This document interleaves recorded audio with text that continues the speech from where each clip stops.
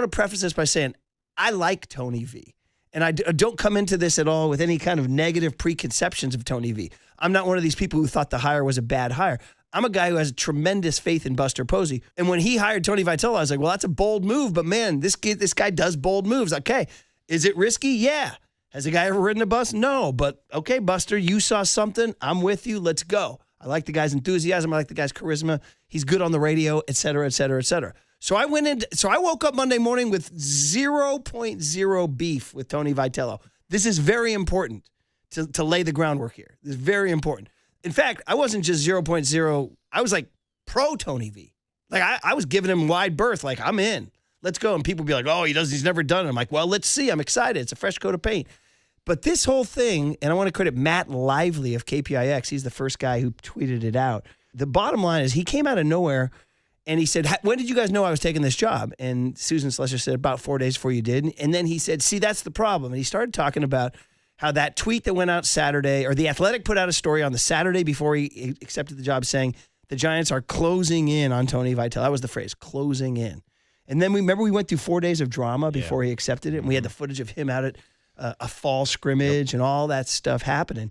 But he kept going on in the dugout yesterday to the point where when I was watching, I'm like, this is getting awkward. This is getting weird. And then he dropped the money line. If I found out who leaked that, if I had known that, history could have changed. Now, there's not too many different ways to interpret that other than, like, he would have stayed at Tennessee if he had figured it out. Like, that's like kind of the implication there. Either way, it was weird. It was off-putting. It was strange timing, and it made us question even Dieter Kurtenbach, the great Dieter Kurtenbach, who's known for sometimes his wild takes, but Dieter's pretty smart cookie. Wrote a column yesterday, and I read it online, and I was like, Dieter asked, does Tony V even want to be here? And I was like, you know what, Dieter? It's not that crazy of a question right now. Now, I presume he does want to be here. He took the job and everything, but the fact that he's even having us ask these questions now is a bad look, Marcus. I've gotten to the point where, it's the show now, buddy. It's the show. We're kind of done with feelings. And again, I say this with love for Tony V. I want him to be successful. I like his personality. We're going to sit with him Friday and probably address this. We'll see how it goes. But I said Friday. I don't know if it's Friday or Thursday. I hope he comes in after he hears our opening monologue. Maybe he won't.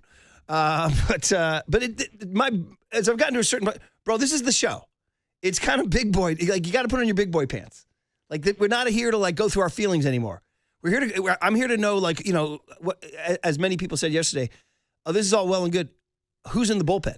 You know what I mean? This is the show, kid. We're paying you a lot of money, and we're all paying a lot of money for tickets, and you're in a multi-billion-dollar business now, and you got to win big league ball games. The drama of your departure from Knoxville is distant past at best, irrelevant at worst. You know what I mean? It's done.